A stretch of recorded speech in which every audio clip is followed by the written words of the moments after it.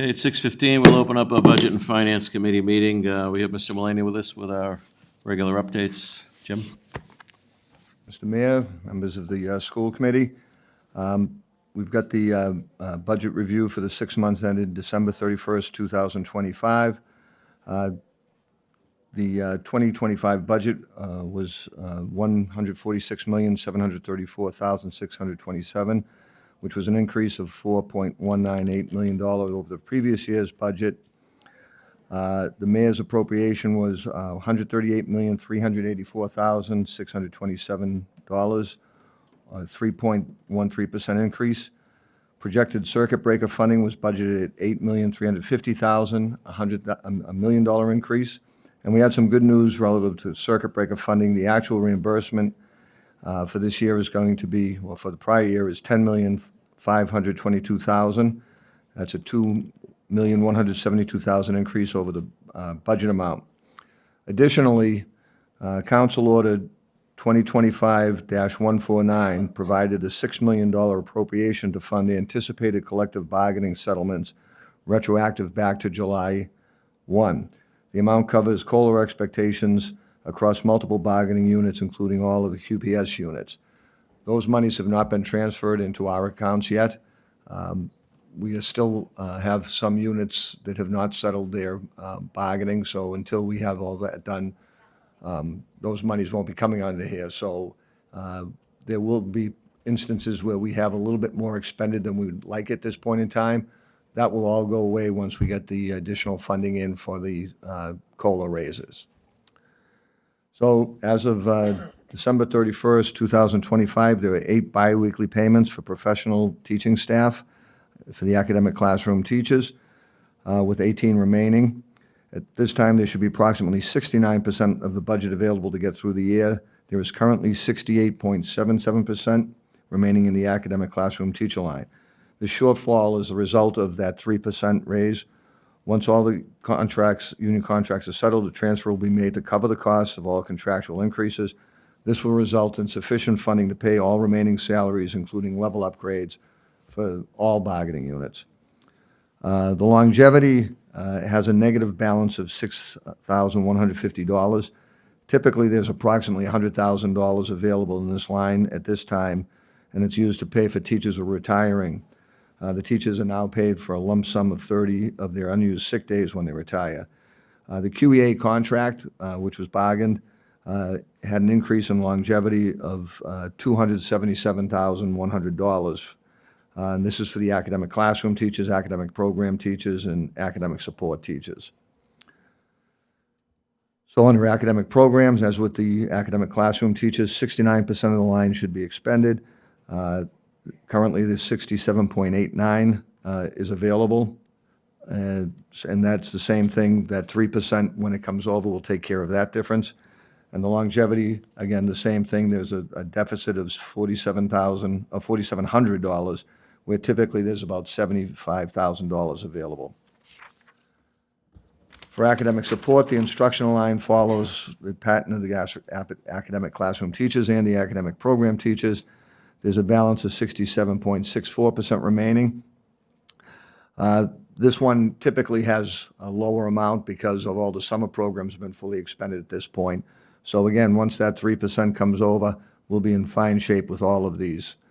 Most of the clerical and administrators should have approximately 50% expended to date because there are 26 pay periods thus far. And you'll see that there's off by just a small amount, 1 or 2%.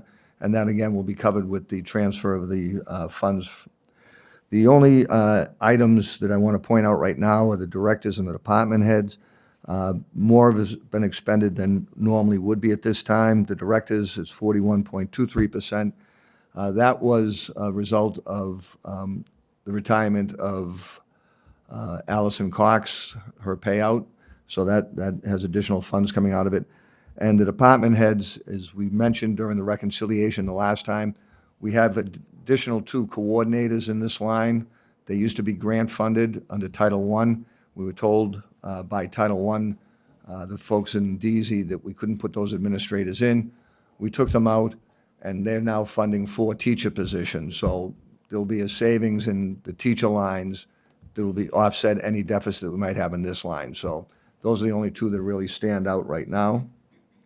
And again, the longevity, this one has a larger amount, $50,700, because this has all the longevity for other units. Yeah, so basically it just has more units in it. For our non-academic support, the clerical line is 48.65. That's in very good shape. This is a combination of 52-week employees and 197 days and 193-day employees.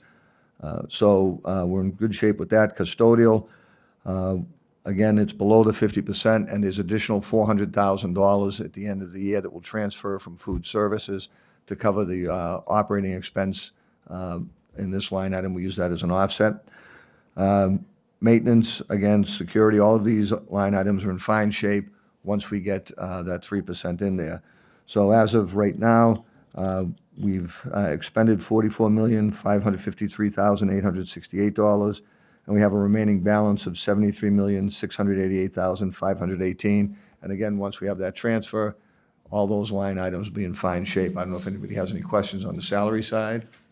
I could just add to that, Mr. Maloney, for the benefit of those that are viewing. So when we go through our yearly fall tax setting times, we do a lot of transfers, and it was anticipated, and we baked it in, and the council appropriated the money this past fall for all those raises. So it's just a matter of our municipal finance department, sharing the code with Jim to get that over here. But this is typical. This is not unusual. So just a point of clarification. Anybody have any questions? Mr. Leong. Mr. Mulaney, thank you for this. Is there a breakout for substitute teacher expense? Yes, there is. We don't have it out separately here. I can get you that if you'd like. Okay. And do you know off the top of your head if it's in line with where we are at this point in the year? It's in very good shape. We added a significant amount of money to it because we did increase the salaries for, or the daily pay for substitutes the prior year. So it's in very good shape right now. Okay, thank you. But I can get you the exact figures. That's it? Yes, thank you. Anybody else? See none? Anything further, Jim? Not on the payroll. The only thing I'd like to point out on the expenses, all the expenses are in line. Again, the ones we always have to watch, the special ed tuitions and the special ed transportation. Again, we have an additional $2 million. So right now in the budget, it shows we have $8.6 million available for expenditures and tuitions. That figure currently is actually $10.76 million because of that additional $2.1 million for circuit breaker. We're working very hard to get we have additional, thanks to the city's capital improvement plan, we have 4 new buses, and we're looking at putting new routes together to try and take back some of the students that we have vended outside that are in-city students that will save us money on this line. So we'll be watching that one closely. And then the only other one that will probably be in a deficit is the electricity. The rate has gone up considerably over the prior year, and as well as the delivery charge. We had a small surplus in that line last year. We anticipate a deficit for this year. Currently, we're running very well in natural gas, even despite the number of heating days we've had.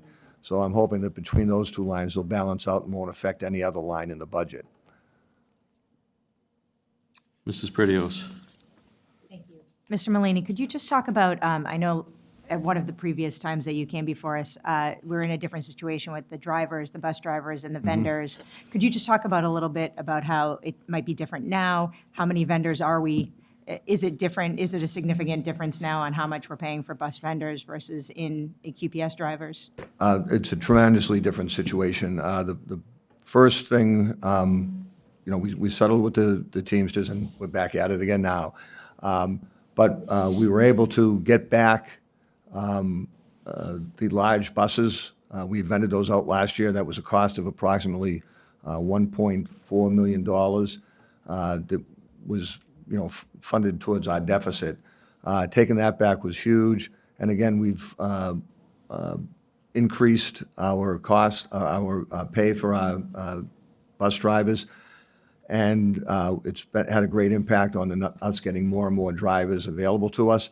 And that's why we have, once these vehicles get on the road, we'll have drivers all set to go for them. So it's been a big difference, as well as for athletics and field trips. We've had our drivers be able to do that as opposed to venting it out. So the more we can take back, the better it is. But I mean, there's still just an awful lot of, we still have a need for vendors just because of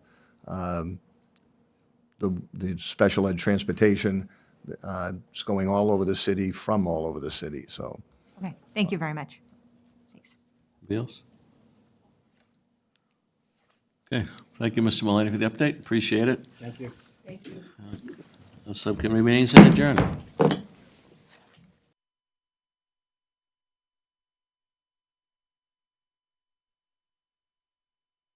Mrs. Cahill? Present. Ms. Campbell? Present. Mrs. Hubley? Present. Mr. Leon? Present. Mrs. Perdios? Present. Mayor Koch? Yes, here. North Quincy High School. Thank you for joining us tonight. Thank you. We could please rise for the Pledge of Allegiance. I pledge allegiance to the flag of the United States of America and to the republic for which it stands, one nation, under God, indivisible, with liberty and justice for all. If we could just remain standing for a moment of silence for the men and women serving our country overseas.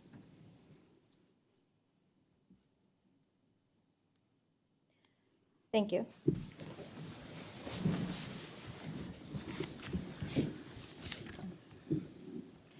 Pursuant to the open meeting law, any person may make an audio or video recording of this meeting or may transmit this meeting through any medium.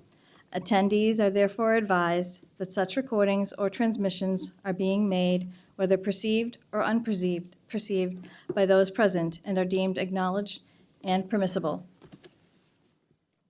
Sorry, I just got to read that. Next on the agenda, we have open forum. This is an opportunity for community input regarding the Quincy Public Schools.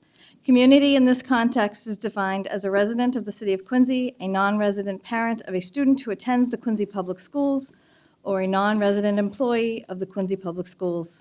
After giving his or her name and address, each speaker may make a presentation of no more than 3 minutes to the school committee.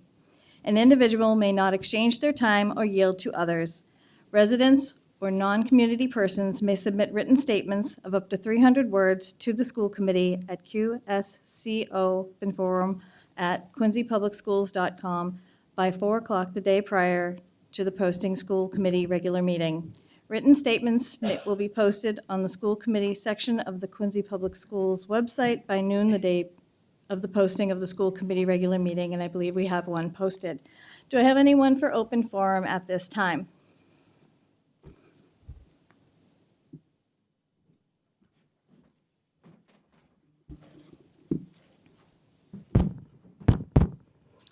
Good evening, Mayor, Vice Chair, and fellow school committee members.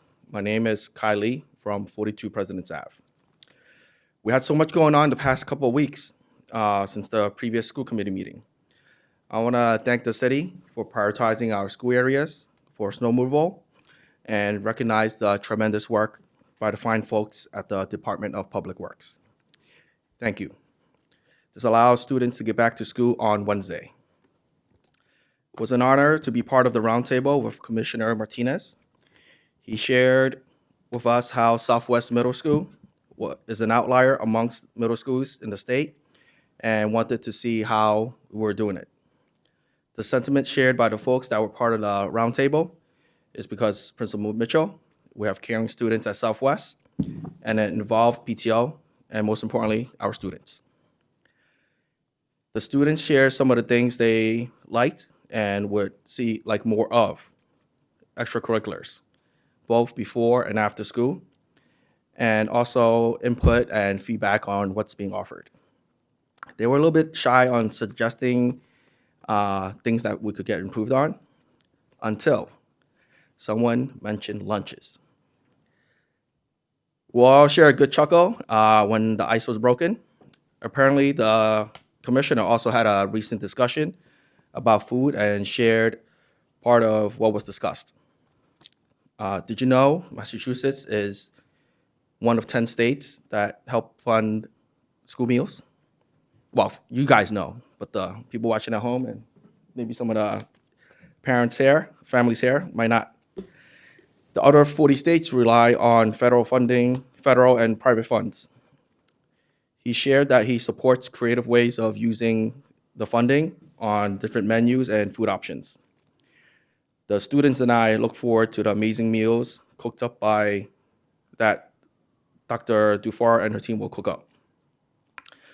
On Monday, I attended the mayor's State of the City event and look forward to learning more about the next steps for Della Chiesa and a new school at St. Mary's.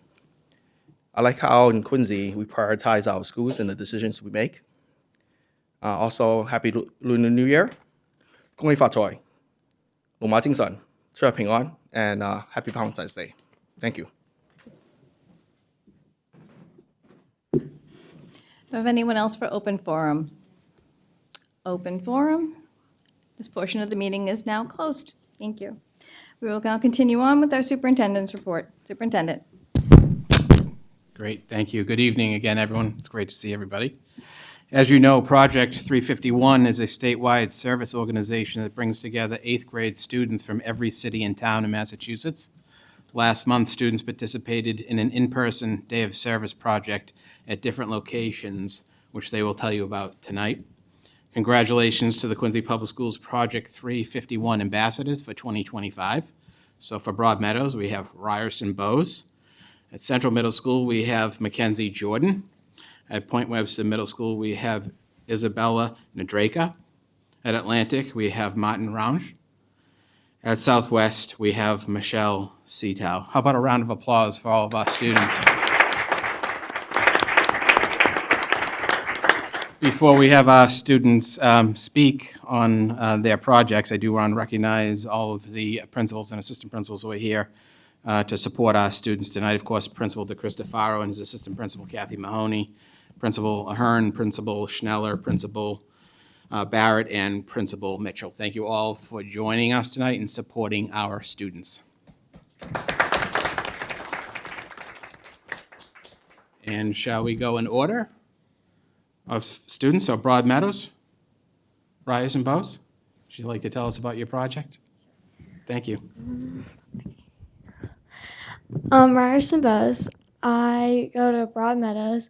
I'm part of the Project 351.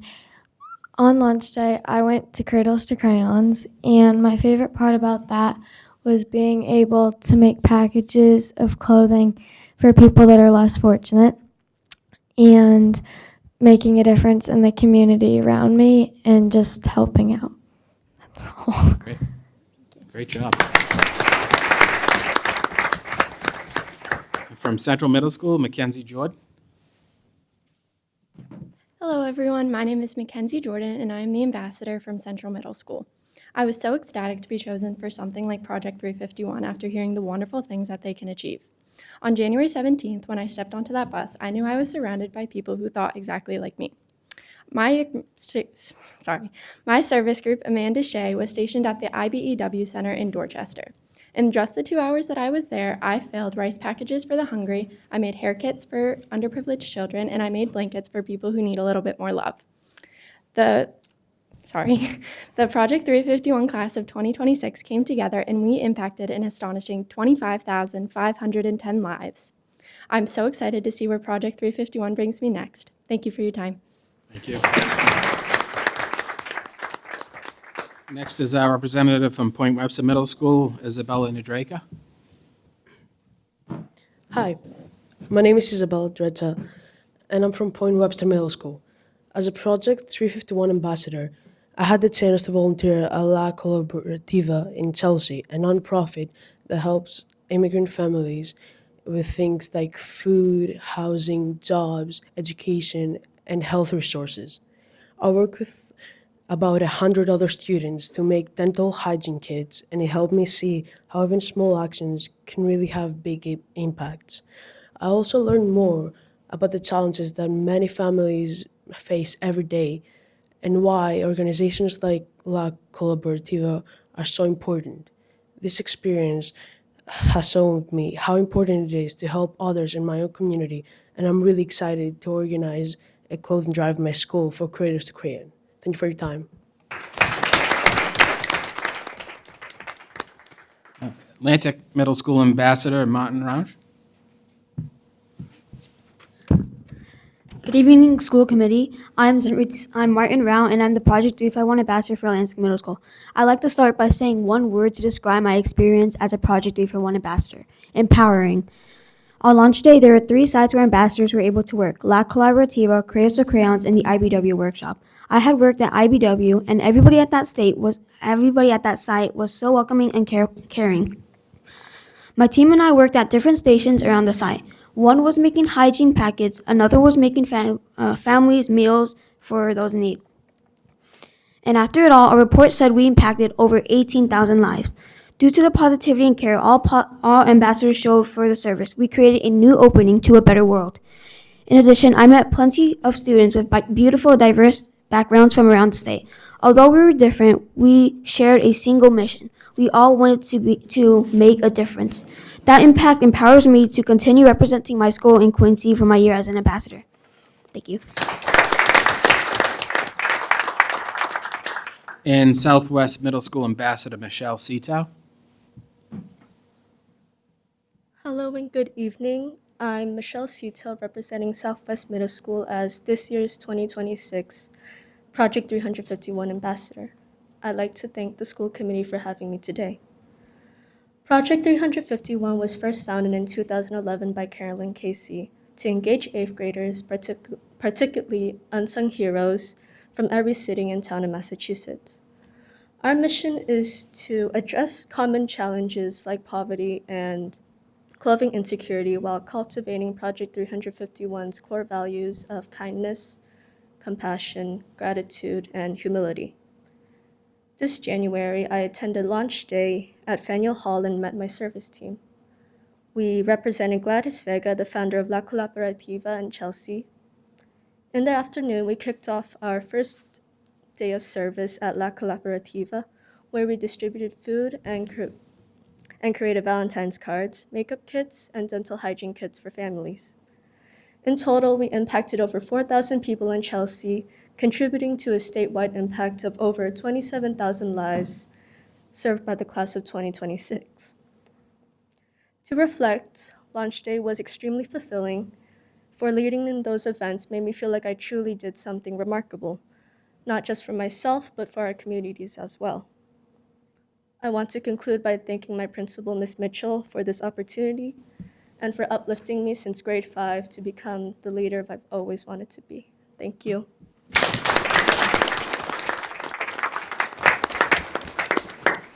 And congratulations to all of our students. Very, very impressive. I don't know if anyone has any questions or comments. Did anyone have, my colleagues have any questions or comments? Ms. Cahill?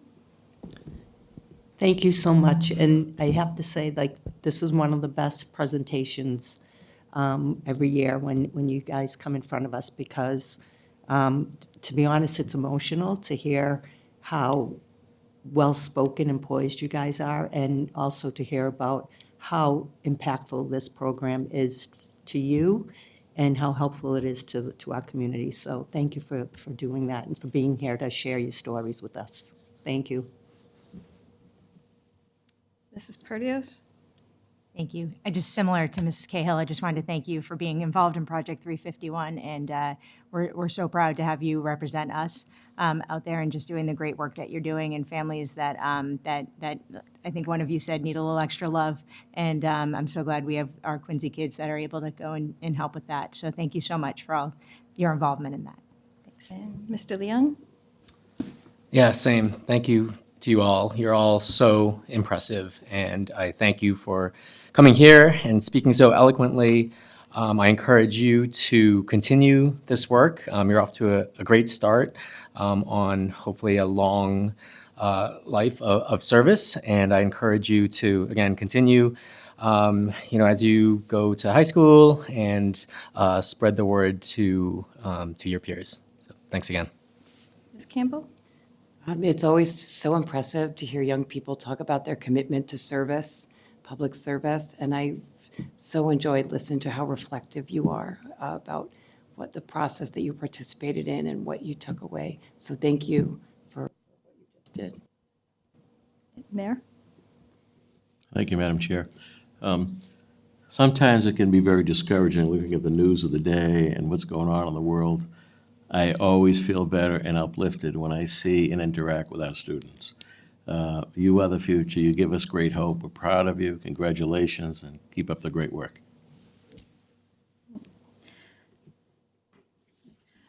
Thank you so much for being here. We greatly appreciate it. You guys are wonderful. What you're doing is, I love Project 351. Every year you guys come before us and give us a great presentation of all the wonderful things that you're doing, and we love it. So thank you so much.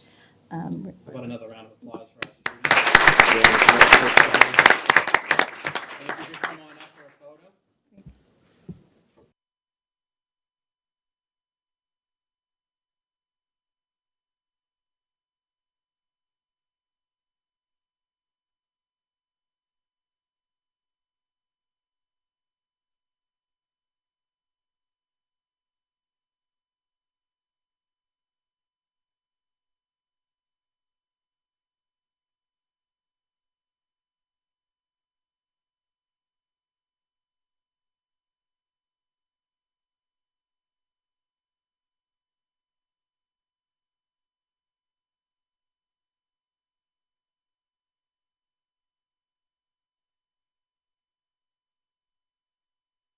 To get home to, so we'll be right back.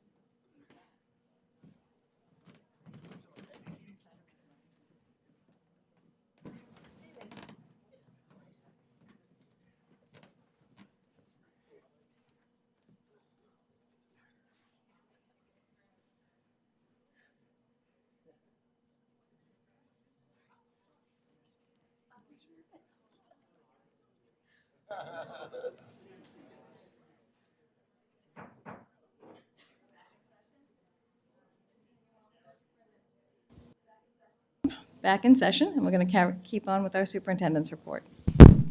Great, thank you. The next item on the superintendent's report agenda is the updated 2025-2026 QPS school year calendar. Due to the snowstorm in late January and the 2 days of school closure, the QPS 2025-2026 school year calendar has been updated and shared with families and staff and posted on the QPS website. If there are no further weather-related closures, the last day of school for students will be Monday, June 22nd, and the last day for professional staff will be Tuesday, June 23rd. Special thanks to the mayor and his staff, the Department of Public Works and Natural Resources for their assistance in clearing snow from school grounds and parking lots and streets around the city. And of course, thank you to our own custodial staff for making sure our buildings were cleared and safe. The district review was impacted by the snow days, with the first 2 days of interviews and observations being rescheduled to the following week. The consultants from AIR spent a total of 6 days visiting schools, observing in classrooms, interviewing students, staff, administrators, and parents, as well as Mayor Koch and Vice Chair Mrs. Hubley and former Vice Chair Mrs. Cahill. We are expecting the report to be available towards the end of the school year or over the summer, and of course, we'll share that once we receive it. And once again, thanks to Dr. Perkins and the members of the SLT, who spent many, many hours and weekends documenting, scheduling, and organizing for this review. So thank you, team, for all of that amazing and monumental work. Last Friday, the Department of Elementary and Secondary Education Commissioner Pedro Martinez visited Southwest Middle School and saw firsthand the amazing school community and positive school culture under the leadership of Principal Courtney Mitchell and Assistant Principal Susan Foley. Thank you to the entire Southwest Middle School community, including staff, students, and families. Of course, Dr. Perkins and the SLT, Public Buildings Commissioner Paul Hines and his team, and Custodial Coordinator Kevin Segala and his team for making the school look amazing for Commissioner Martinez's visit. It literally looked like a brand-new school, so they did an amazing job. Commissioner Martinez, at the conclusion of the visit, stated that he wished to clone Southwest and spread its model of success throughout the state, so that's really, really impressive. Commissioner Martinez was also in Quincy on Thursday for the annual Early College High School Symposium, so he has learned a lot about the strengths of our district in the last few days. He would also like to replicate the success of the Early College High School model here in Quincy throughout the state. Thank you, of course, to the mayor and the school committee for supporting both events and for making the programming that Commissioner Martinez reviewed such a success here in Quincy. It was certainly 2 very great days. Upcoming Quincy Public Schools and City of Quincy events. The City of Quincy will be hosting the annual President's Day Winterfest on Monday, February 16th from noon to 5:30 on Hancock Adams Common and inside the Church of the Presidents and Historic City Hall with entertainment for the whole family. Parent Academy events. Substance abuse prevention in partnership with Bay State Community Services will be held on Tuesday, February 24th at 6 p.m. via Zoom. Understanding the new IEP format on Thursday, February 26th at 6:30 p.m. via Zoom, and strategies for helping with math anxiety on Tuesday, March 3rd at 6 p.m. at Central Middle School. And the first of 5 middle school STEM fairs will be held on Thursday, March 5th, starting at 5 p.m. at Point Webster Middle School. The other schools will be later in March, so those dates will be shared at the next meeting. With that, that concludes the superintendent's report, if you have any questions or comments. Mrs. Perdios. Sorry, Mr. Mulvey, just a quick clarification. The math anxiety workshop, when was that again? I'm sorry, I was Sure, no frantically problem. writing. Let's see. Let's see, strategies for helping with math anxiety on Tuesday, March 3rd at 6 p.m. at Central Middle School. Thank you. No problem. Mayor.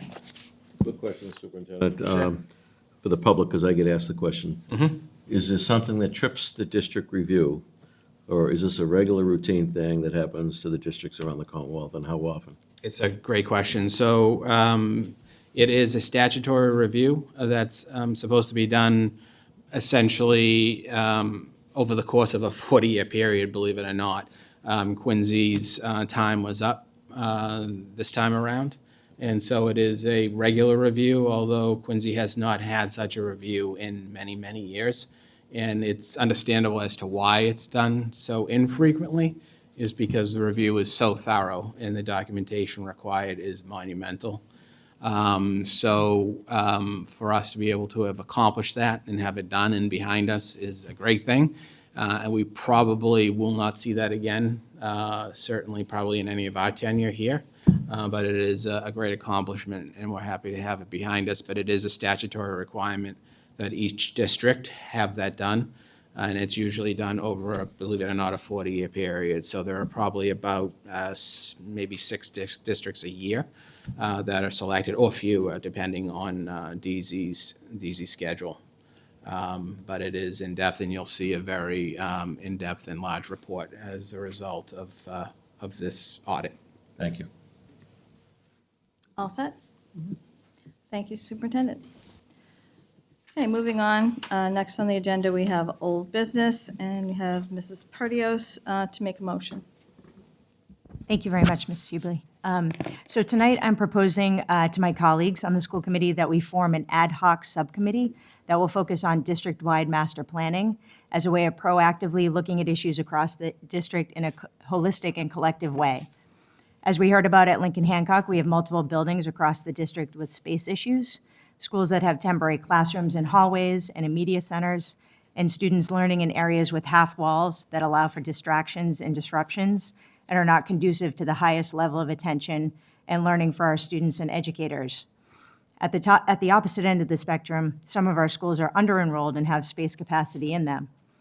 Addressing space concerns across the district means exploring potential solutions like redistricting, building additions onto existing school buildings, adding modular classrooms like those currently being used in Squantum, or opening brand-new school buildings. A new elementary school at the St. Mary's site is something that Mayor Koch has talked about for years, and in fact, he just mentioned it again at his State of the City address the other night. It's an idea that I definitely support, but bringing a new school online will require us to redistrict, which we haven't done in over 50 years. If we're going to redistrict, I think we need to do it in a way that makes sense and that considers and addresses space concerns at all of the schools across the district. We don't have another subcommittee that fits this work. Historically, we have created ad hoc subcommittees that look at focused issues like this, where school committee members can be part of the team that fully discusses and vets alternatives before plans and proposals are developed and brought before our full committee to be voted on. Mr. Guttrow and Mrs. Lebo, at their last meeting in December, both noted the need for district-wide planning. I truly believe establishing an ad hoc committee like this, dedicated to planning on a district level, is the most responsible, collaborative way forward of addressing issues that we're already seeing across the district, like our space concerns. So with that, I would like to make a motion to establish an ad hoc subcommittee for a district-wide facilities master plan. Okay, Mrs. Perdios has made a motion. Do I have a second to her motion? Mr. Leung is making a second to her Mrs. Perdios' motion, and are opening up for discussion on the motion. Do I have discussion on the motion? Mrs. Campbell? Courtney, this is something that I heard a lot about while campaigning. Families brought this issue up quite a bit at different points, and mostly redistricting came up a lot, or overcrowding. So I'm intrigued, and I think it's reasonable, and I would be interested in supporting that. Mayor? Thank you, Madam Chair. I'm going to vote no on this. A couple of things. One is, I think that if you look around and look at the district and you look at what's happened to our buildings over the last several years, we have made incredible improvement. And we have been very successful as a district working with the school building authority. In fact, they call us the model community when we go in with our paperwork. Now, I think everybody realizes, because we've gone through it before, we've done Quincy High, Central, Southwest, the process of Squantum. Of course, we did the DeChristopher Forest Center without state help, so that was done with federal money and city money. But when you're in the queue, or when you're under construction, the school building authority is reluctant to give you another project. So just as we learned with Southwest waiting on Squantum, we had to wait a little bit of time. We made a strategic decision a few years ago to buy the St. Mary's site because they ain't making any more land. And that would probably ended up in condominiums or something on that site. And I certainly am one that believes that to a large extent, Clifford Marshall addressed the shortage in Quincy Point. I believe an elementary school in West Quincy will alleviate the challenge there. I think they probably, aside from special needs and other things, but regular students attending the neighborhood school, it's probably the farthest distance somebody goes. I'm not sure of that, but from West Quincy, the other side of the highway, to Montclair. Now, we've made a lot of improvements at Montclair to meet the demand, but I do believe at some point, and hopefully when the school building authority invites us in, which I think could be a couple of years away, then we begin the process of designing an elementary school. And then I believe would be the right time to look at redistricting. Now, I'm not suggesting that we shouldn't be talking about things. We should, but I think we got a facility subcommittee meeting that could address a number of these issues on a regular basis. So I don't think we need to go this extent, so I will be voting no for that reason. Anyone else? Mr. Leung? I think an ad hoc subcommittee would be the best place to do this work. I feel that there are issues perhaps beyond what would be addressed by facilities. It couldn't hurt to take a little time and consider a more holistic approach. And so I will be voting yes. Anyone else? I just want to add, so I'm also a no vote on this, but for a slightly different reason. The ad hoc committees are made up in our policy to only last 2 years. And I believe that this is something that needs to be talked about further after that. I don't really think in the next 2 years would be when we would be able to implement any of the redistricting that we would be talking about in the ad hoc. We tried to do this about, I want to say it was 2014. Barbara Zola chaired a looking into committee for redistricting, and we were not anywhere near close back then either, and I don't think we're there yet. So that would be my opinion on this, and I see Ms. Perdios would like to speak. I just wanted to make, I respect your opinions on this. Mr. Mayor, I don't quite see how, I guess I just don't quite see why we couldn't start that conversation now and at least look at these things. And, you know, if we had to create a more permanent subcommittee to address your concern, Mrs. Hubley, that would be fine with me too. The point I just wanted to make, though, is I see this as a different kind of focus than a facilities subcommittee, mostly because facilities is dealing with maintenance and repairs and things that we're lucky enough to have the Public Buildings Department help us out with Paul Hines' team, who's great. So I'm not suggesting any change to that process. This is just more of a, 30,000-foot view of addressing things at Parker right now that have half walls, North Quincy that have temporary walls, and telling them that they have to wait 2 years for us to have those conversations to find space for them, like we did for Lincoln Hancock, feels not a responsible way to be doing this, but that's just my opinion on that, and that's why I'm bringing this forward. Any other discussion? Seeing none, Superintendent Mulvey, can we have a roll call vote, please? Mr. Begoli? No. Mrs. Cahill? No. Ms. Campbell? Yes. Mrs. Hubley? No. Mr. Leung?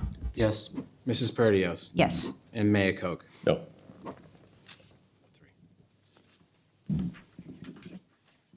Thank you. Motion does not pass.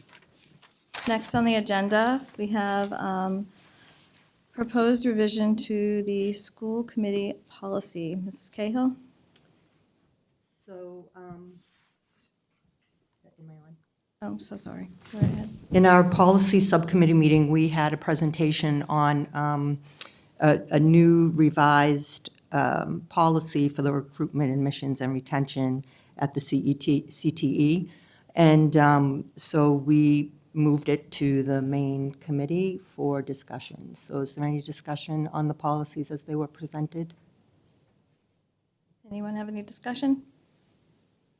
Okay, so that will be moved to the next meeting on March 11th for a vote. Okay? And next on the agenda, we have establishing school committee policy. Mrs. Cahill? So the same thing, DESE required us to create a policy for middle school pathway exploration, and it's something that we have done, but we're putting it in a policy setting. So we brought that to you for a discussion. Any discussion on that? Okay, and that will be moved to the next meeting on March 11th for a vote. Thank you, Mrs. Cahill. Thank you. Next on the agenda, we have new business. We have early college high school pathway update, Mr. Segala and Ms. Giovanni to present.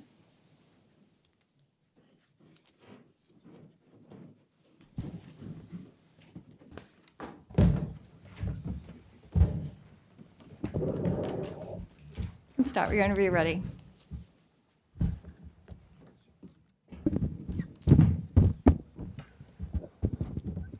Thank you, Vice Chair Hubley, and good evening, everyone. It's a pleasure to be here this evening to share and highlight Quincy's Early College High School Pathway, year 5 of our state designation.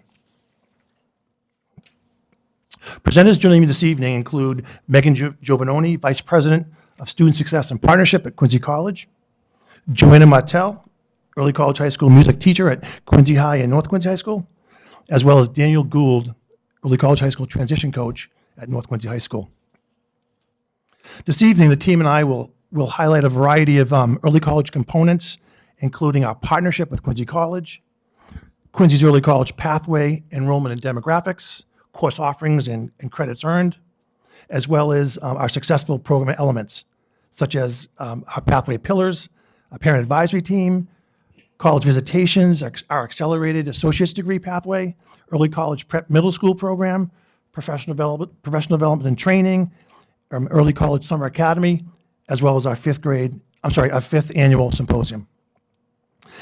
Before you see a Quincy College folder with some wonderful marketing materials, flyers, newsletters, our symposium program booklet, so feel free to peruse through that at your convenience.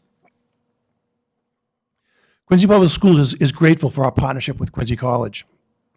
We appreciate the leadership of President DeCristofaro and his leadership team, Exhibit A, beside me.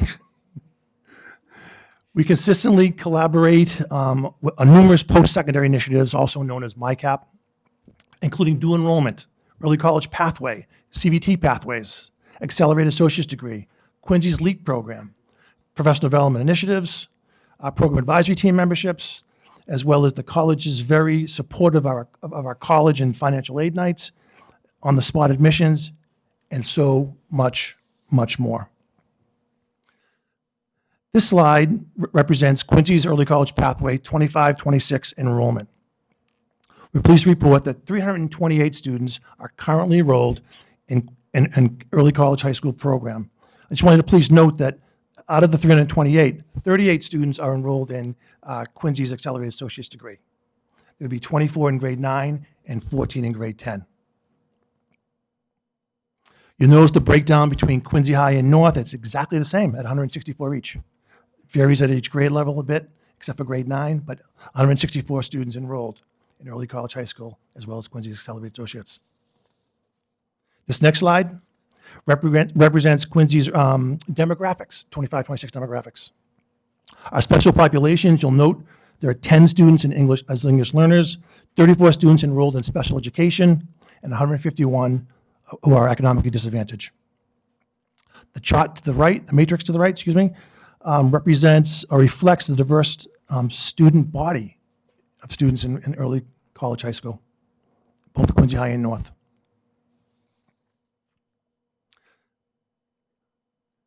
Of the 328 students enrolled in Quincy's Early College Pathway, 176 are females compared to 152 males.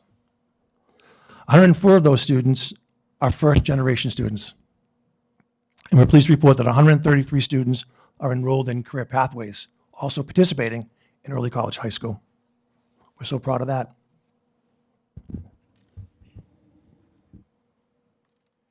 Good evening, everyone. It's great to be here tonight, and thank you again for having us. As Keith mentioned, my name is Megan Giovanoni, and on behalf of Quincy College, we're extremely grateful for our ongoing partnership, collaboration, and work that has really just been tremendous with Quincy Public Schools. I'm going to talk a little bit about our recent graduates, those who graduated from the early college program in June of 2025. As you'll see on this next slide, out of the 92 early college high graduates, 22 of them actually stayed right here in Quincy to pursue their degree with us at Quincy College. As many of you already know, that's not a requirement of the program, but it's certainly something we encourage, and we're excited to welcome those students here as they complete their first year at the college. 63 of our graduates attended a 4-year institution, 4 went off to the work in the trades, and 3 to the United States Armed Forces. The fact that all of these students had some plan upon high school graduation, I think most folks will agree, is incredible and something that I know the city is very proud of. This is an overview of our current course offerings. All classes are at the honors level, so students and families who do inquire about what type of credits am I going to earn, if I do embark on the early college program, they're at the honors level. We thank the teachers and the support staff for making these courses not only fully aligned with Quincy College equivalents, but also providing these students with the opportunity to get real hands-on experience with our instructors.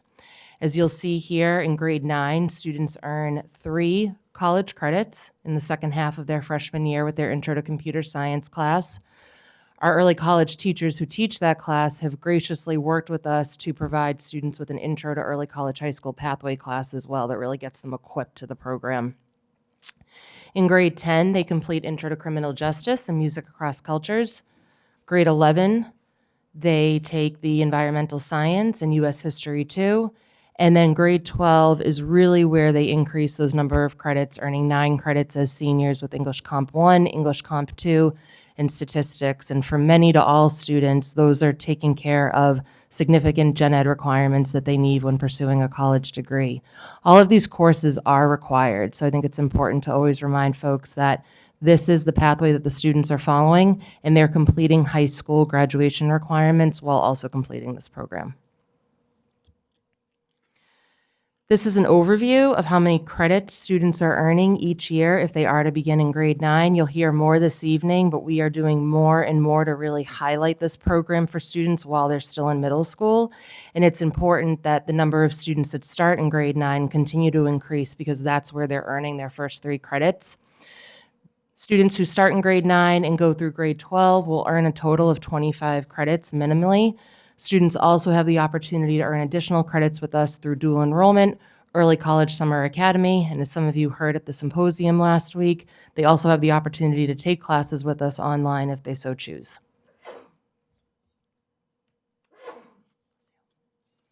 And so this is just a look at the different elements of the Early College High School program. I know that Joanna and Dan are going to be speaking in just a moment, but I think it's also important to note Eli Stewart, who is also an Early College High School transition coach with Quincy High School, has been instrumental to a lot of the work that you'll see up here, along with my colleagues up here as well.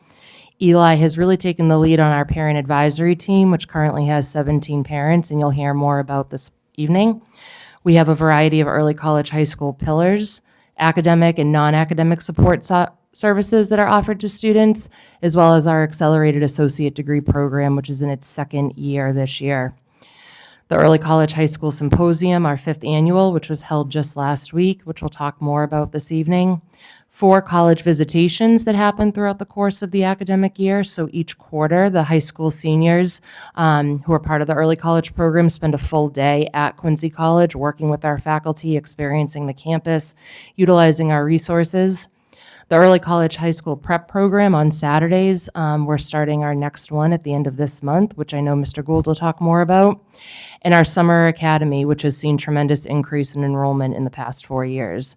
We also continue to provide all faculty and staff with ample professional development trainings and opportunities for them throughout the year. I'll pass it over to Joanna. Good evening, everyone. My name is Joanna Martell. I'm one of the early college high school teachers at both Quincy High School and North Quincy High School. I teach the 10th grade Music Across Cultures elective, and I'm going to be presenting to you on the 4 pillars of early college high school. Excuse me. During our first year of the Early College High School Pathway Program, we recognized that we had the infrastructure in place for the program to be successful, but we wanted to encourage more student buy-in. As a team, we discussed the importance of helping students develop an identity as early college students, and from that conversation came the 4 pillars of early college high school. The E stands for excellence and reminds our students to set high standards for themselves, both academically and personally. C stands for the community that's built within the pathway and reminds our students that they have many peers and staff members supporting them not only throughout their years in early college, but also beyond. H stands for honor and serves as a challenge to our students to treat each other with respect and to conduct themselves with integrity in all they do. And finally, S stands for self-advocacy and helps our students remember to ask for help or guidance when they're struggling or overwhelmed. This is a necessary skill not only for college, but also in life.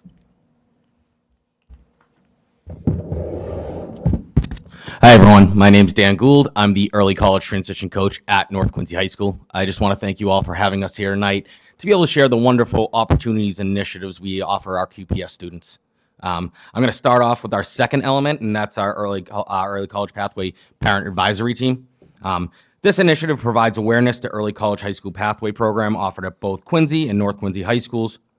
Through 4 quarterly meetings, parents have the opportunity to connect with fellow parents of our current and prospective early college high school pathway students, as well as take part in our early college high school workshops and trainings. Our goals, we're always going to want to increase parent involvement. Whatever we can do to get more parents involved, that's what's going to help our program grow. It's going to help hear the truth from our students, what they're telling their parents. So we're really doing everything we can to make sure we get more parent involvement. And then also raise awareness for the early college high school program. I think in year 5, we're starting to get the word out a lot more. We're doing a lot. We're going to PTO meetings, doing information nights. We're going to course selection nights and everything. But we still think the best marketing is parents talking to parents, students talking to students. So the more we get more people aware, the more aware everyone else is going to become of the program. All right. We also offer early college workshops and trainings. We kind of allow the parents to structure what they want to learn about. We'll give them certain ideas, and then we structure workshops based on that. Some of the ones that we've done are FAFSA training, how to pay for college, and one of our most successful ones every year is successfully navigating the transition from high school to college.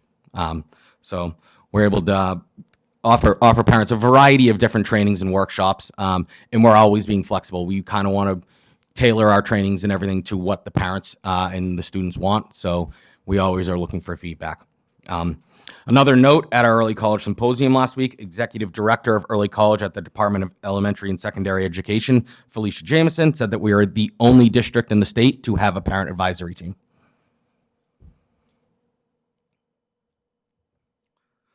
Another element of our early college pathway is college visitations.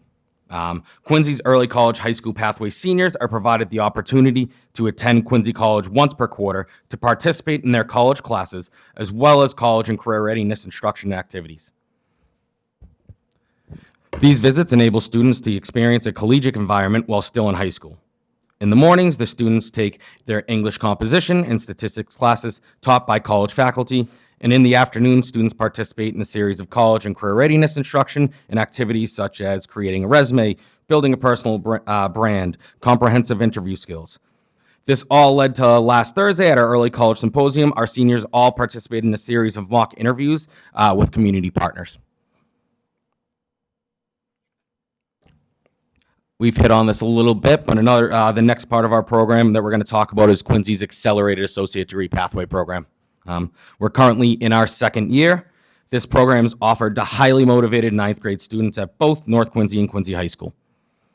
Students who successfully navigate the pathway will earn an Associate of Art degree in Liberal Arts, which is 62 college credits from Quincy College by the time they graduate high school, which is an incredible feat for those able to get through the pathway. Most importantly, the program is at no cost to the students and families, so this will help expedite their post-secondary goals and future successes. Our cohort this year is 24, which is up from our previous year, which was 14. So our I think we said it earlier, but our 9th grade cohort's 14. We actually increased to 24 this year, which is a really big increase from year to year. We're very happy about. Actually, on Tuesday, January 13th, we held our 2nd annual Accelerated Associate Degree Pathway Signing Ceremony. This is just really a way to celebrate the commitment that these students and families are going to be making the next 4 years. It's been one of my favorite days over the last 2 years to really get together and celebrate these students for the major commitment that they're going to be making over the next 4 years in high school. Both our 9th and 10th grade cohorts just started a class at Quincy College for the spring semester. Our 9th graders started their first class, which is Introduction to Computers, while our 10th graders are continuing the pathway by taking public speaking. Another element of our Quincy Early College pathway is our Early College High School Pathway Prep Program. This initiative is designed to provide middle school students with a strong foundation for academic and career success. Through 5 intensive Saturday sessions, selected 7th and 8th grade students engage in college and career readiness topics such as leadership, STEM, critical thinking, statistics, and communication. So far, we've had 209 students from 3 middle schools. We've been able to go to Southwest, Point Webster Middle School, and Central Middle School. We start our 4th early college pathway prep program on February 28th at Broad Meadows Middle School, where we currently have 51 students registered. I don't know about you, but when I was in middle school, I don't think I'd like to go to school on Saturday morning. So it's really incredible to see the amount of middle school students we get to school on Saturday mornings. And I think the most incredible part, being a part of it, is seeing that the students are actively participating in everything. They're not just there because their parents told them. They're actively participating in all the classes that we offer. So it's really really incredible. And once again, we are the only district in the state offering a program like this.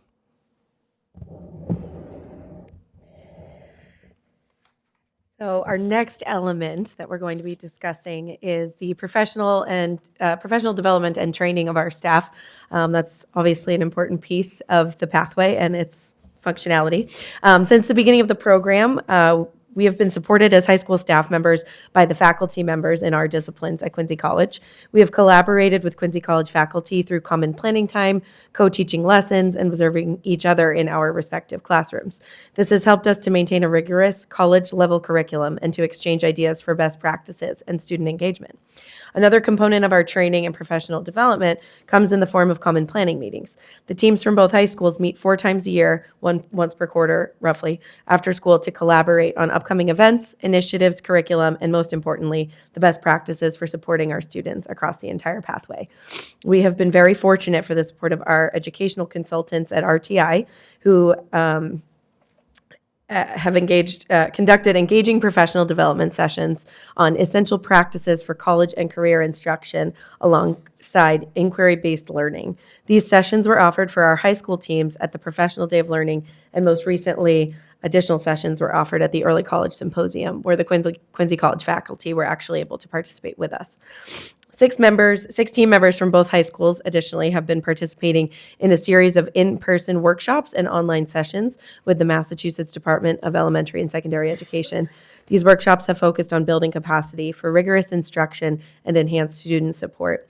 And lastly, for the past 4 years, team members from both high schools have participated in on-site observations and attended professional development workshops, participated in training sessions, both statewide and at the Early College National Summit in North Carolina.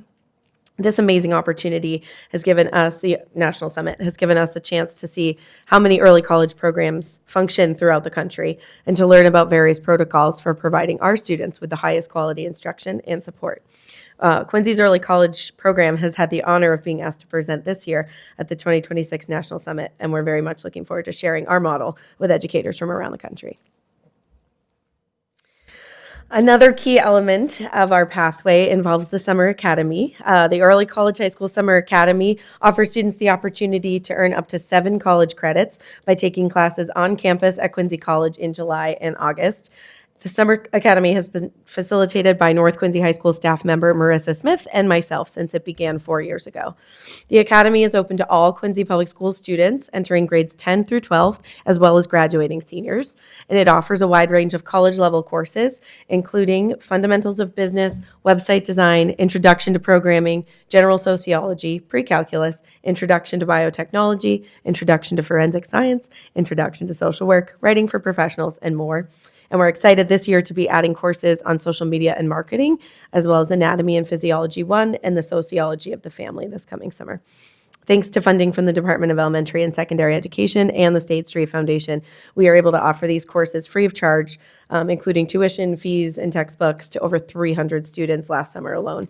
And this is up from our number of around 200 students enrolled in summer 2024. This program has been incredibly crucial to our students in their pathway. Just as Dan was saying about middle school students not wanting to come to school on Saturdays when it was us in school, I think the same can be said for our Summer Academy students who are willing to come over this summer to pursue extra credits has been really impressive. And to just see them kind of take ownership of their coursework being on campus in the summer has been really exciting to see from the facilitator perspective. So. And in closing, just a few highlights from last week's Early College High School Pathway Symposium. It was our 5th annual symposium held right down the street at the Boston Quincy Marriott. A special thank you again to the Quincy School Committee, Quincy Public Schools, and of course Quincy College for collaborating and making this event possible. We very much appreciated those school committee members who were in attendance, including Vice Chair Hubley, Courtney Perdios, and Kate Campbell. Of course, our guest speakers, Mayor Tom Koch, Superintendent Mulvey, President DeCristofaro, DZ Commissioner Martinez, Speaker of the House Ron Mariano, Bob LePage of the Executive Office of Education, as well as Midori Morikawa, Vice President at the State Street Foundation, and Felicia Jamerson, Executive Director of Early College High School at the DZ.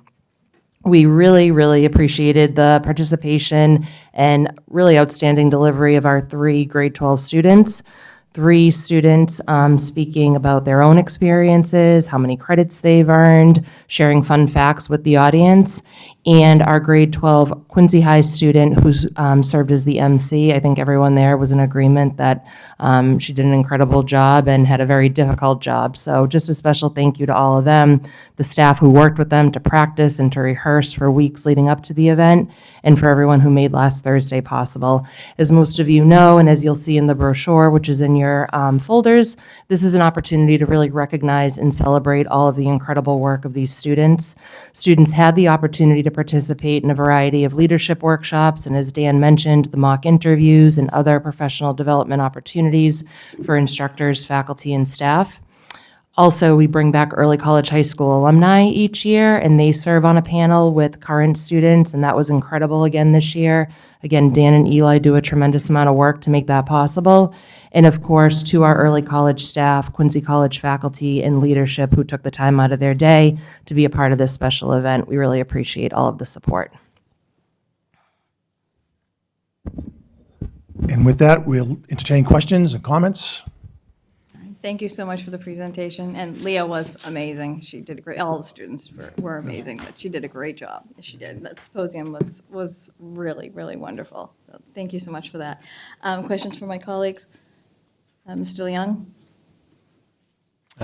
Thank you, Mr. Segala and team. A lot of good information here. I learned a lot. I have 3 questions and 1 suggestion.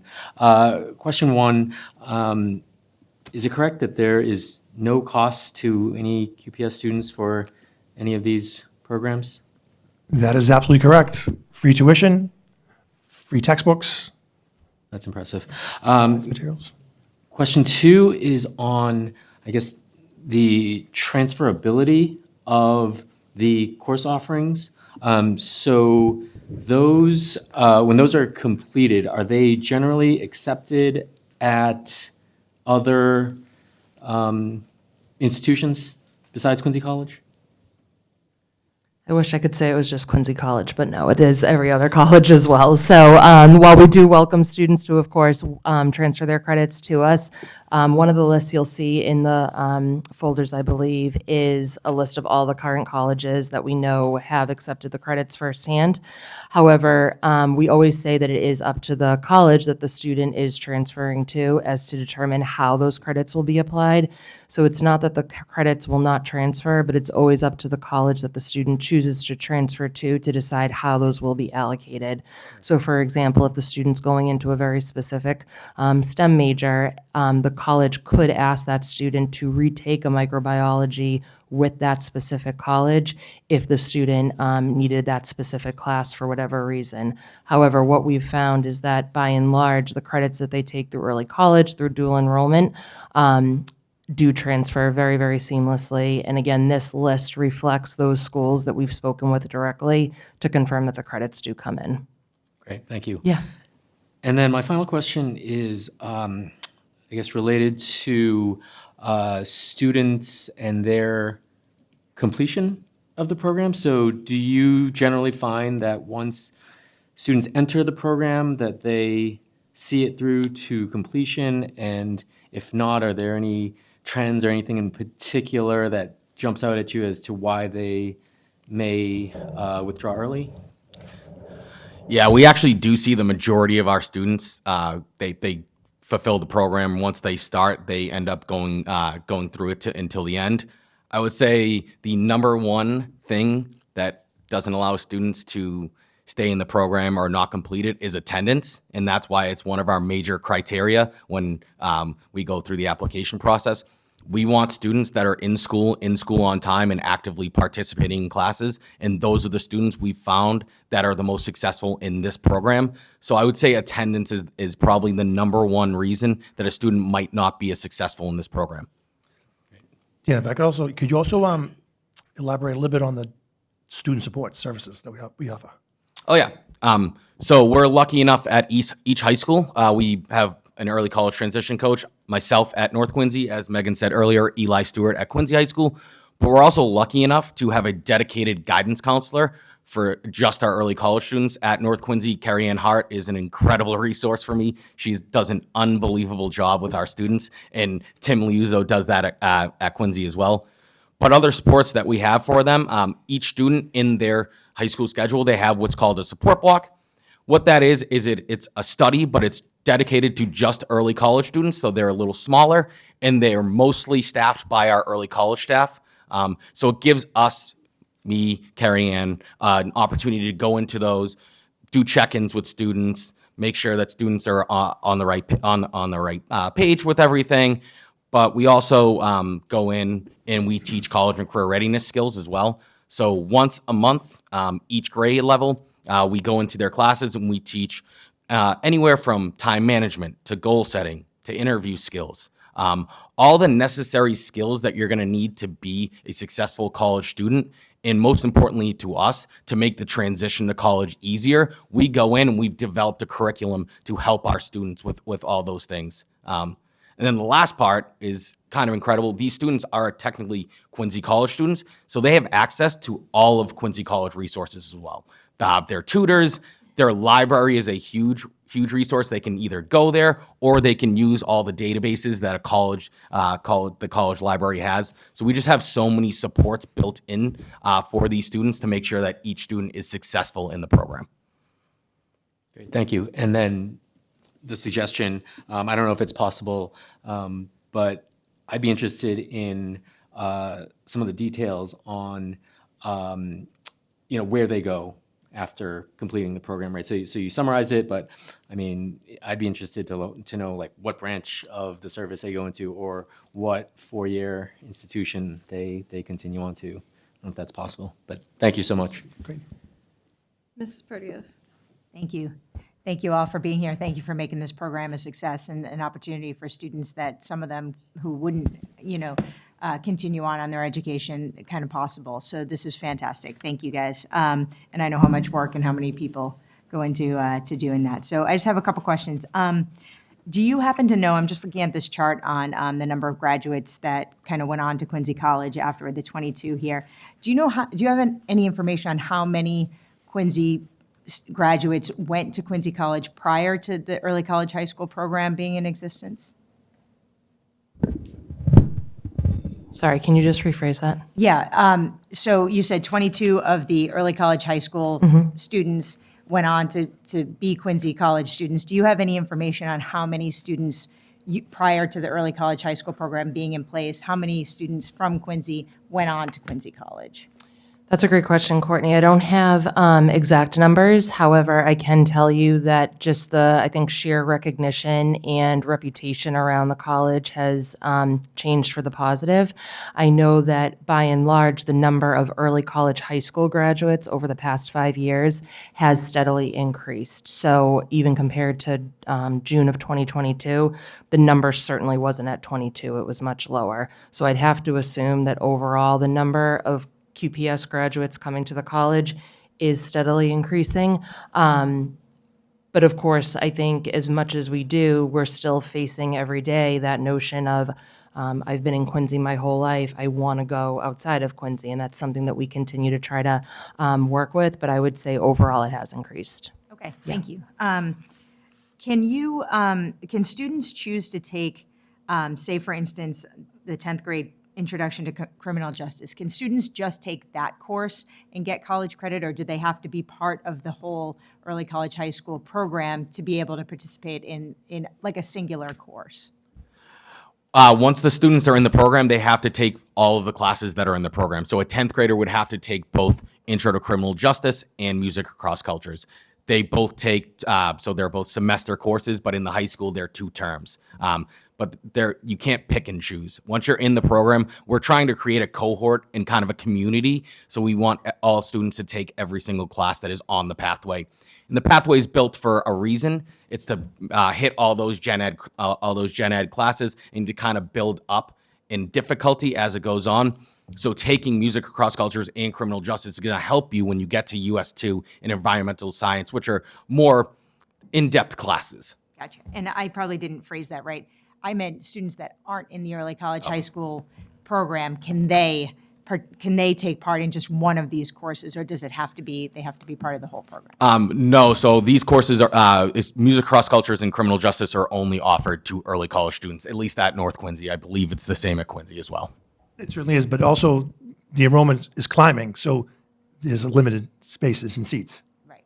Strictly just for the early No, college. I was just curious whether students can kind of bounce in and out, or if it has to be just, that uniformity, which makes sense. Dan, I'd love to see a transition from high school to college for parents, because navigating with your child going off to college, as I'm going to be, I would love that. I'm going to throw that out there. And then for the Accelerated Associate's Degree Program, can you talk a little bit about the time commitment that students need to make that program work for them and to complete that program? Yeah, absolutely. I mean, as you might be able to tell, earning 62 college credits while in high school is definitely a time commitment. But we've been able to kind of create a pathway to make sure that the students feel comfortable and they're able to do things in high school and be regular high school students while also taking on this college coursework. The majority of our classes are done during the summer. They integrate with our Early College Summer Academy, usually once per year. Students do go to Quincy College to take a class after school for a semester. But then there's also, they end up joining in our early college program. They take Music Across Cultures. They take Intro to Criminal Justice. They take US2 and Environmental Science with our early college students, as well as dual enrollment classes. So about 50% of their classes actually take place during the school day, and then 50% take place after. The great thing that we've actually seen, especially in our 10th grade cohort, we have students in ROTC, students in band, students in sports. I can, right off the top of my head, I can think we have a student who plays girls volleyball. So we have students doing other extracurriculars on top of it, which is what we really want. We don't want students to lose the high school experience of because you only get it once. But at the end of the day, you will have major time commitment with your college classes to earn those 62 college credits. And I think it will be worth it for all those students when in May of their senior year, they earn both a college degree as well as a high school degree. No, for sure. I appreciate that. And we're upfront with the time commitment that program is, and just making sure families and students understand how much of a time commitment that is. Yes, we absolutely are. So actually with our Accelerated Associate Degree Pathway Program, part of the application process, we call it an interview with students and some sort of parent or guardian or family member. And in that, it's more of a informational session so we can explain the program to them and learn more about them to make sure that we think they'd be a good fit. But we are totally upfront to let them know what the schedule will look like and how rigorous the program is. Right. I would think you wouldn't want students to come in that couldn't handle it. And if you said that there's a student in there that can handle band, then I know that it must be flexible enough, Yes. because there's quite a commitment there. So thank you. Yep. Thank you for explaining that. Thank you. Mrs. Cahill. Hi. Quincy College, close to my heart, as we know, and I used to work with Megan. So I just have a quick question about follow-up. So now that it's 5 years, right, are we doing anything to kind of follow up with the students who have gone into either a four-year institution and kind of see, because one of the things I like about this is giving kids confidence in the rigor of college work, right? So that they'll go off to school and they'll kind of be comfortable with the rigor of work that they'll be doing.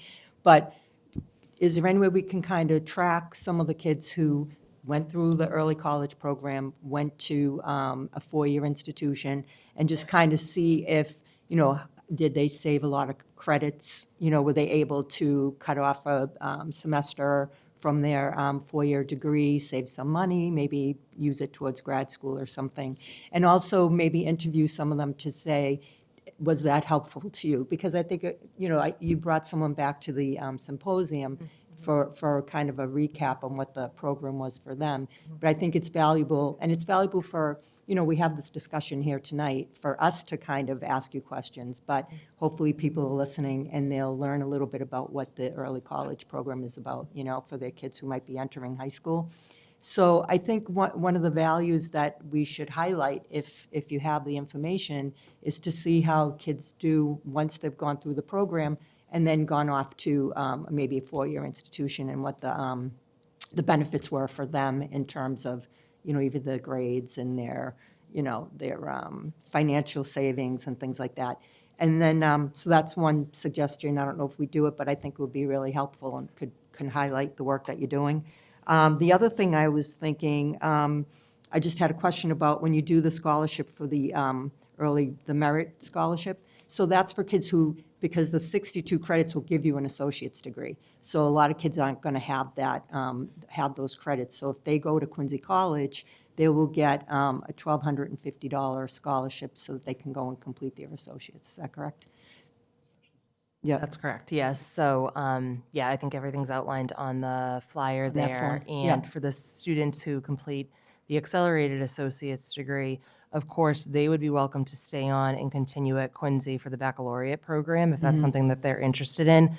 But I think you're absolutely right. The scholarship is really more geared towards those students who have completed the early college program and are planning to finish off their associate's degree with us. They need more credits. Correct. And and then the last thing, in terms of the prep pathway, teacher recommendations and maybe their MAP scores and things like that when they're in middle school, in terms of recommending them for the program? How do we do that? It's traditionally eighth grade guidance counselor Yeah. and/or principal. Okay, perfect. That would best fit. Okay, thank you. That's good for me. Thank you. Mayor. Thank you, Madam Chair. Just to revisit a little history on this, I know I mentioned it at the symposium, but when we go back on this, the meetings we held initially, Catherine Craven was an important part of getting this all set up, getting the buy-in from, obviously, Department of Education. Speaker Mariano has been a huge supporter of getting some of that funding in, and our local legislators have been very supportive. And State Street's been an important corporate citizen of the city for a long time, employing thousands of Quincy people. I know when I went to North, some of my pals did the work study and went on to have a career with State Street. And they've done tremendous work in the community, and they've committed hundreds of thousands to this program. So I wanted to give each of them a shout out, and of course the teams, President Christopher with the team of the college, Superintendent Mulvey with the team, QPS here, all the people that do the work on the ground. Just a big thank you. This is an incredible opportunity for our young people, and clearly they're taking advantage of it. So great job. Mr. Bergoli. Thank you for your presentation. So the courses, just so I'm correct on this, the courses that they take in the Pathway program, those are high school courses, but they're also college courses. So they get credit for a diploma at North Quincy or Quincy, and then they get credit for the associate's degree. Yep, absolutely. So every class in our pathway, you get both high school and college credit. Okay. Yep. So it's helping them fulfill their high school graduation requirements as well as earning college credits towards an associate degree or baccalaureate degree wherever they choose to go. So it's buy one, get one free. Buy one, get one. Yeah. Okay. The other thing is, I noticed that the honors course is offered. That's required, correct? Why isn't it an advanced course? Is that because of space in the high schools, in the advanced program? I would think that if you're getting college credit, that it should be a little higher level in terms of what's required. when we were planning this 5 years ago, Mr. Begoli, it was originally CCP. And then we have elevated to honors. So we're moving the right direction, right upwards. We wanted to make sure that students who were special ed or EL would have a chance to participate. And this is what the program was made for, is the special populations, of course. Students do participate if they're advanced. They have that opportunity. They don't get advanced credit, but they can take other advanced courses, right? Or AP classes as well. So right now, it is just strictly honors. It's something we can consider. Just an observation. Thank you. Ms. Campbell? I just want to comment on how fabulous the students were again on Thursday. It was such a wonderful presentation, and to listen to them, they really told the story of how successful the program was or is, and so I really appreciate that. And then I also would say I appreciate how inclusive the program is in looking at and how well it supports all the students who participate. So I just thank you for that. Thank you. Appreciate it. Anyone else? All set. Thank you so much. Thank you very much. Thank you. Thank you.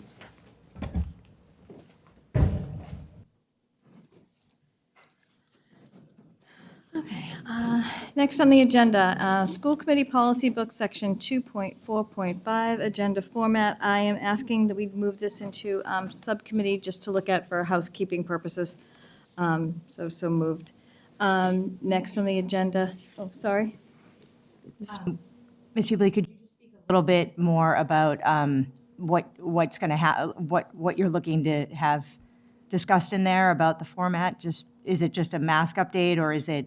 No, just to review, we'll discuss it in subcommittee. Okay, So, well, yeah. the reason I'm asking is because if it's something that maybe all of the members would like to be, I'd like to ask for it to be a meeting of the whole. So that's why I'm asking what the substance would be, to see whether or not I'd like to ask for it to be a meeting of the whole.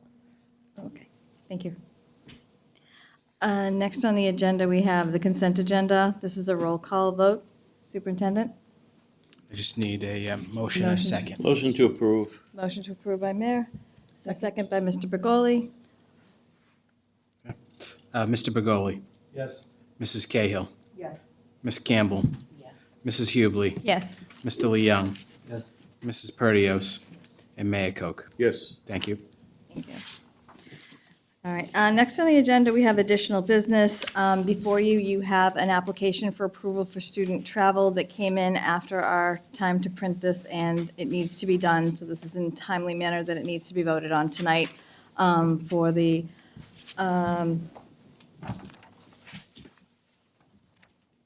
Quincy High School, North Quincy High School Hyperrobotics team to go on their trip to Durham, New Hampshire for the first robotics competition. Do I have a motion to approve? Motion to approve. Motion by Mayor Koch, second by Second. Ms. Cahill. All those in favor? Aye. Do we need a roll call vote on the superintendent, or just We all should in do a favor? roll call, I think. Roll call vote, please. Mr. Begoli. Mrs. Cahill. Yes. Ms. Campbell. Mrs. Hubley. Yes. Mr. Leung. Mrs. Perdios. Yes. And Mayor Koch. Yes. Thank you. All right, thank you. Next on the agenda is communications. We have upcoming school committee meetings at 6:30 on March 11th and March 25th, April 8th, and May 6th, May 20th, June 10th. Upcoming subcommittee meetings, 6 o'clock on March 18th. We have athletics and wellness and special education. On March 25th, we will have policy. Next on the agenda, we have reports of subcommittee. On February 4th, we had a teaching and learning subcommittee meeting that I chaired. And we had the Senior Director of Curriculum, Michael Morani, and Curriculum Coordinator Bridget Bond present the Advanced Learning Opportunities Program Improvement Plan, reflecting on the range of programs available to students in elementary, middle, and high school levels. Opportunities increase as students move up through the grade levels, with multiple points of entry, starting with the REACH program at the elementary, APC program, and advanced classes at middle school, early college, high school, AP honors, and dual enrollment at the high school. These minutes are online in full that you can read there, and I did not see any changes that need to be made to the minutes, so we'll move those. Next on the agenda, we have the February 4th Policy Subcommittee meeting. Ms. Cahill to report. So we had a policy subcommittee meeting on February 4th, 2026. What we had was a review of 2 new policies that were brought before us. Executive Director Keith Segala and Department Chair Jill Bernardo presented an overview of the revision to the school committee policy 1053 with the proposed new title for CTE recruitment, admission, and retention. Mr. Segala noted that the Department of Elementary and Secondary Education visited both high schools and reviewed and pre-approved the revision to the Quincy's policy. We also had a presentation for the establishment of a new middle school pathway exploration policy. Mr. Segala said the draft was also pre-approved by DESE and noted that many of the elements are already in place. These policies will be brought to the school committee on March 11th for a vote. Thank you. All right, next on the agenda, we have executive session. We will not be having executive session. So we will Motion to adjourn. see we have nothing else on the agenda. We will adjourn. Thank you.